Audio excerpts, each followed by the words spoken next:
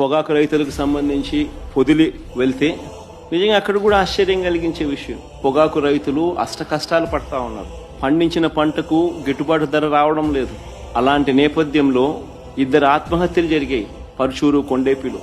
అక్కడ జరుగుతా ఉన్న పరిస్థితుల మధ్య రైతులకు సంఘీభావంగా ప్రతిపక్ష నాయకుడు అక్కడికి వెళ్తే ఆ కార్యక్రమంలో రైతులు, ప్రజలు పెద్ద ఎత్తున పాల్గొంటే దాదాపుగా 40,000 పైచిలకు మంది ఆ కార్యక్రమంలో పాల్గొంటూ ఆ ప్రోగ్రాం జరుగుతా ఉన్నప్పుడు 40 మందితో నువ్వు 40,000 మంది జరిగే ప్రోగ్రాం మీద రాళ్లేయాలని ప్రయత్నం చేస్తావు. ఆశ్చర్యం కలిగించే విషయం అది. ఏం జరుగుతా ఉంది? రైతుల సమస్యలు హైలైట్ కాకూడదా? రైతుల సమస్యల తరపున ఎవరు రైతుల తరపున మాట్లాడకూడదా? రైతులకు సంఘీభావంగా ఎవరు వెళ్లకూడదా? రైతుల సమస్యలు అనేటివి ఎవరు పట్టించుకోకూడదా? 40,000 మంది ప్రజలు, రైతులు పాల్గొన్న కార్యక్రమంలో 40 మంది చేత నువ్వు డిస్టర్బ్ చేయాలని ప్రయత్నం చేస్తావు. ఇంకా రైతులు, ప్రజలు సమన్వయం పాటించారు కాబట్టి 40,000 మంది 40 మంది మీద పల్లా. ఒకవేళ పడుంటే పరిస్థితులు ఏ మాదిరిగా ఉండేదో నేను చెప్పాల్సిన అవసరం ఎవరైనా ఊహించుకోగలుగుతారు. 40 మంది చేత గొడవ నువ్వు చేయిస్తావు, ఉల్టా రైతుల మీద నువ్వు కేసులు మళ్ళా పెడతావు. నేను అడుగుతా ఉన్నా చంద్రబాబు నాయుడు గారిని, ఎందుకు ఇంత భయపడతా ఉన్నావు?